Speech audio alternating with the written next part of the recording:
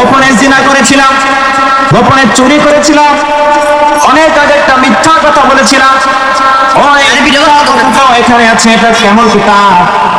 আল্লাহ বলবেন ফামান ইয়ামাল মিসকালা যাররাতিন খায়রান ইয়ারা ওয়া মান ইয়ামাল মিসকালা যাররাতিন শাররান ইয়ারা। আল্লাহ বলবেন বান্দা আউযু বিল্লাহি মিনাশ শাইতানির রাজিম বিসমিল্লাহির রহমানির রহিম আল কারিআতু মাল কারিআ ওয়া মা আদরাকা মাল কারিআ ইয়াউমা ইয়াকুনুন নাসু কাল ফারাশিল মাবসুস। وقال النبي صلى الله عليه وسلم إن الله سيخلص رجلا من أمتي على سائر الخلائق يوم القيامة أو كما قال النبي صلى الله عليه وسلم. الحمد لله. আল্লাহ রব্বুল ইজ্জতের দরবারে লাখো কোটি শুকর ও সুজুদ যে মহান রব্বুল ইজ্জত আমাদেরকে বিভিন্ন কাজ থেকে ফারেক করে দ্বীনি মজলিসে আসা বসা, দ্বীনি আলোচনা করা এবং শ্রবণ করা প্রত্যেকেই তৌফিক দান করেছেন। এজন্য অন্তরের অন্তঃস্থল থেকে শুকরিয়া জ্ঞাপন করি, বলি আলহামদুলিল্লাহ।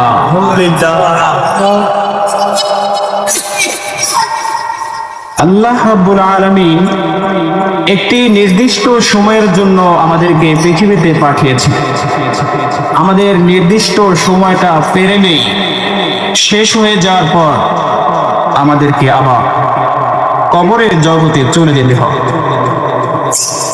আমরা প্রত্যেকেই পৃথিবী থেকে চলে যাব, কেউ থাকবো না। তো পৃথিবী থেকে যখন আমরা একে একে বিদায় নিয়ে অন্ধকার কবরে চলে যাব, ওই কবর থেকে আবার উত্থিত হব। দুইটি সিংহায় ফুৎকারের মাধ্যমে আমাদেরকে আবার জাগ্রত করা হবে। ইসরাফিল আলাইহিস সালাতু ওয়াস সালামকে রব্বুল আলামিন তৈরি করেছেন, সৃষ্টি করেছেন সিংহায় ফু দেওয়ার জন্য।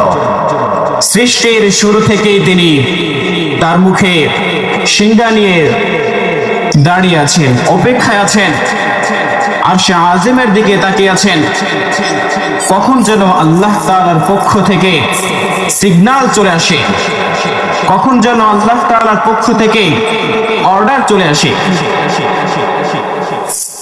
সিংহায় ফুকের দৃশ্যটা কেমন হবে আল্লাহ রাব্বুল আলামিন সূরা কারিয়ার মধ্যে ইরশাদ করেছেন, আল কারিয়া, বিকট একটি শব্দ,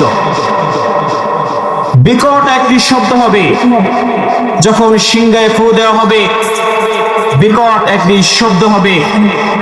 আল্লাহ আবার বলেন মাল কারিয়া, বিকট শব্দটা কি? আল্লাহ নিজেই প্রশ্ন করেন। আবার আল্লাহ বলেন ওয়া মা আদরাকা মাল কারিয়া, ও নবী আপনি কি জানেন সেই বিকট শব্দটা কি হবে?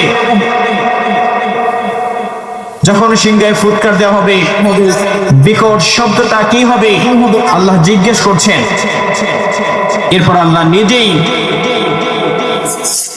বর্ণনা করছেন, ইয়াউমা ইয়াকুনুন নাসু কাল ফারাশিল মাবসুস,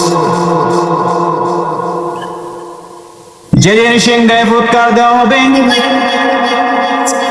ইসরাফিল আলাইহিস সালাতু ওয়াস সালাম যখন সিংহায় ফুৎকার দিবেন, পুরো পৃথিবীটা চূর্ণ বিচূর্ণ হয়ে যাবে। মানুষগুলো রুইয়ের তুলার মতো উঠতে থাকবে,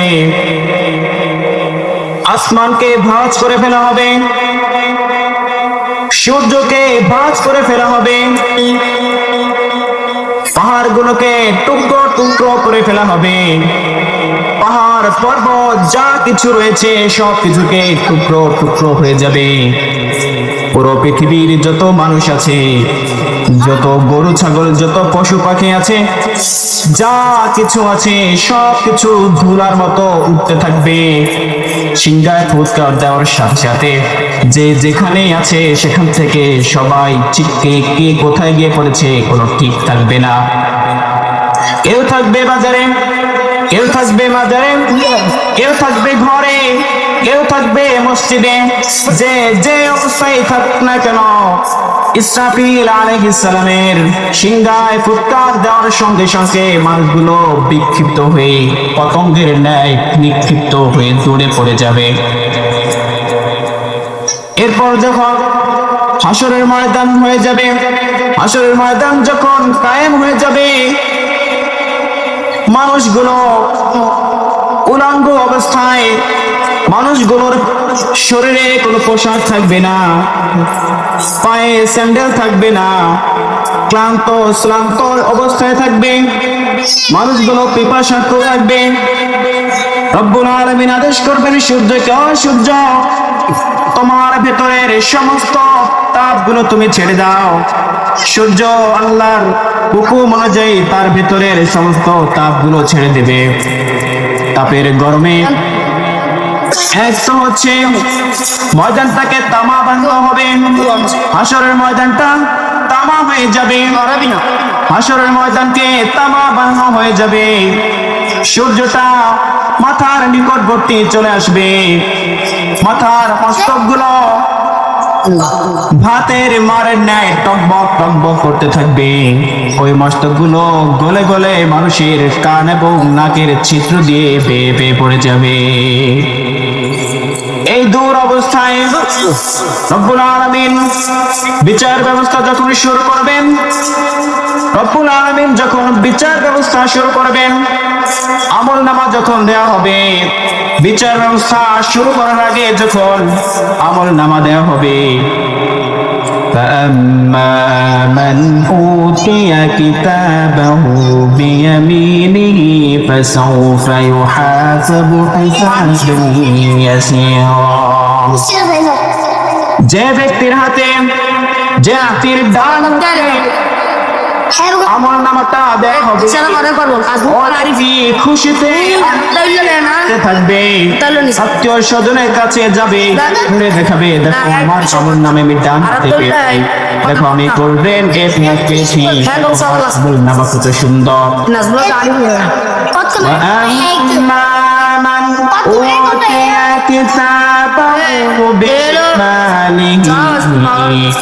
আর যখন ওই ব্যক্তিকে ব্যক্তি যখন আমল নামাটা ডান হাতে পাবে, ও ব্যক্তি মৃত্যুই কামনা করবে। এরপর আমল নামা হাতে পাওয়ার পর ওই ব্যক্তিকে বলবেন তোমার নামাজ তুমি পড়ো। কবরের জগৎ থেকে শুরু হয়ে যায় আরবি ভাষার প্রচলন, আরবিতে জিজ্ঞাসাবাদ করা হবে, আরবিতে আমল নামা দেওয়া হবে। মানুষকে যখন ডান হাতে আমল নামা দেওয়া হবে, বাম হাতে আমল নামা দেওয়া হবে, ওই মানুষ বুঝতে থাকবে, বুঝতে পারবে কি লেখা আছে। রব্বুল আলামিন বলবে বান্দা তোমার আমল নামা আজ তুমি নিজেই পড়ো। তোমার আমল নামা পড়ার জন্য আজ কোনো মাওলানার কাছে যেতে হবে না, কোনো ভাষাবিদদের কাছে যেতে হবে না, কোনো ইমাম সাহেবের কাছে যেতে হবে না। তোমার ভাষাটা তুমি নিজেই বুঝবা, তুমি পড়ো। বান্দা যখন আমল নামা পড়বে, আমল নামা পড়ার পর বান্দা বলবেন মালি হাদাল কিতাবু লা ইউগাদিরু সগীরাতাও ওয়ালা কাবীরাতাও ইল্লা আহসাহা।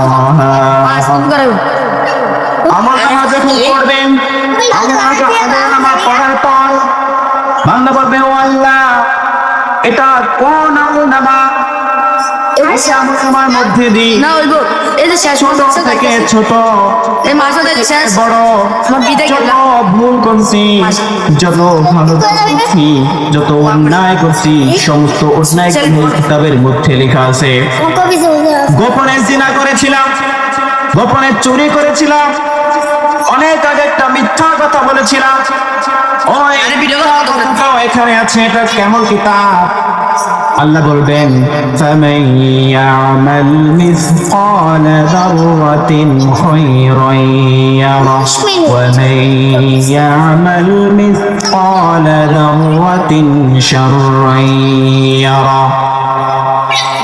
আল্লাহ বলবেন বান্দা, কোন ব্যক্তি যদি সরিষার দানা পরিমাণ ভালো কাজ করতে পারে, সরিষার দানা পরিমাণ যদি খারাপ কাজ করে থাকে, ওটাও আমি আল্লাহ রাব্বুল আলামিন সংরক্ষণ করে রেখেছিলাম।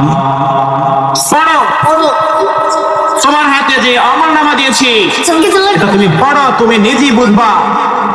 বান্দা বলবে আল্লাহ, আমরা দুষ্টামি করে বান্দা তখন নাফরমান ব্যক্তি তখন অস্বীকার করবে এই আমলনামা, দুষ্টামি লাগলো হাসি দেয় এই আমাদের ভালো এই আমলনামা ফেরেশতা ভুল করে আমার হাতে দিয়ে দিয়েছে, আমলনামাটা আমার না।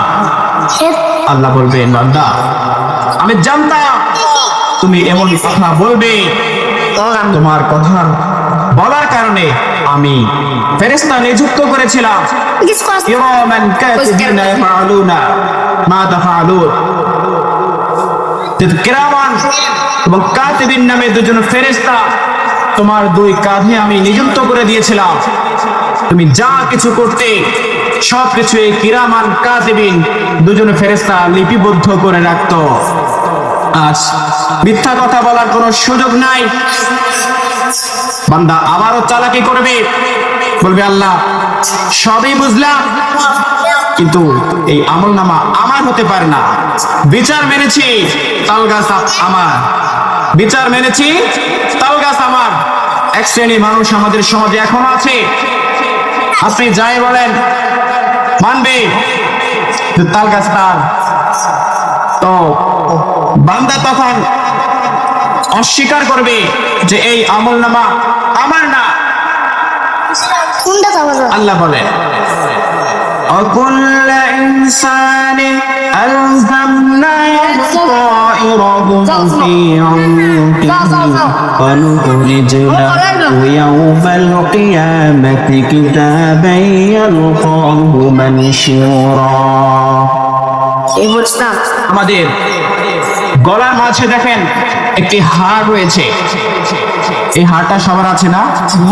দেখো এই গলার মাঝে একটি হাড় রয়েছে, এই হাড়টাকে রব্বুল আলামিন মেমোরি কার্ডের মতো রেখে দিয়েছেন, সিম কার্ডের মতো এই হাড়টাকে আল্লাহ রেখে দিয়েছেন। আল্লাহ বলবেন বান্দা তোমার চেহারাটা তুমি উপর দিকে উঠাও, এরপর গলায় তুমি হাত দিয়ে দেখো তোমার এখানে একটি হাড় রয়েছে। তোমার আমলনামা রক্ষার জন্য আমি এই হাড়টাকে তৈরি করেছি, এই হাড়ে তোমার আমলনামার গুলোকে আমি ঝুলিয়ে রেখেছি। এরপরও বান্দা অস্বীকার করবে, এরপরও বান্দা অস্বীকার করবে, কত নাফরমান বান্দা। এরপর আল্লাহ বলবেন اليوم نختم على أفواههم وتكلمنا أيديهم وتشهد أرجلهم بما كانوا يكسبون। ও বান্দা, আজ আমি তোমার মুখে তালা লাগিয়ে দেব, তোমার মুখ আমি বন্ধ করে দেব, তুমি কোনো কথা বলতে পারবে না, তোমার জবান থেকে কোনো কথা হবে না, শুধু তোমার হাত পায়ে কথা বলবে, তোমার অঙ্গ প্রত্যঙ্গ গুলো কথা বলতে থাকবে। হাতে সাক্ষী জমে আনতাম, এই হাত দিয়ে অমুকের উপর জুলুম করেছিল, এই হাত দিয়ে অন্যায় ভাবে কারোর উপর আঘাত করেছিল, এই হাত দিয়ে বেআইনি ভাবে অন্যের জমি দখল করার জন্য অমুকের কাছে গিয়ে বেআইনি ভাবে সাইন এনেছিল, এই হাত দিয়ে অন্যায় ভাবে আয় কেটে অন্যের জমি দখল করেছিল, পা সাক্ষী দিবে আল্লাহ এই পা দিয়ে হেঁটে হেঁটে অমুক নারীর কাছে গিয়েছিল, এই পা দিয়ে হেঁটে হেঁটে অন্যের কাছে গিয়েছিল, গুনাহের কাজগুলো আমি পায়ের সাহায্যে করেছিল। আমার বন্ধুগণ, হাত পা এইভাবে একের পর এক সাক্ষী দিতে থাকবে। শরীরের প্রত্যেকটা অঙ্গগুলো সাক্ষী দেওয়া শুরু করবে, বান্দার বিরুদ্ধে সাক্ষী দেওয়া শুরু করবে। এভাবে সাক্ষী দিতে দিতে ওই বান্দাকে যখন পুরোপুরি ভাবে আল্লাহ আটকে ফেলবেন, আল্লাহ বলবেন ওকে ধরো, ওকে লোহার শিকল পড়াও, ওকে জাহান্নামের মধ্যে নিক্ষেপ করে দাও। নাউযুবিল্লাহ। হিসাব ব্যবস্থা শুরু হবে হাশরের ময়দানে। নবী বলেন, ইন্নাল্লাহ সায়াখাল্লিসু রাজুলাম মিন উম্মতি আলা রুউসিল খালাইকি ইয়াউমাল কিয়ামাহ। হাশরের ময়দানে সমস্ত মানুষের সামনে আমার পদের মধ্য থেকে এক ব্যক্তিকে রব্বুল আলামিন দাঁড় করাবেন।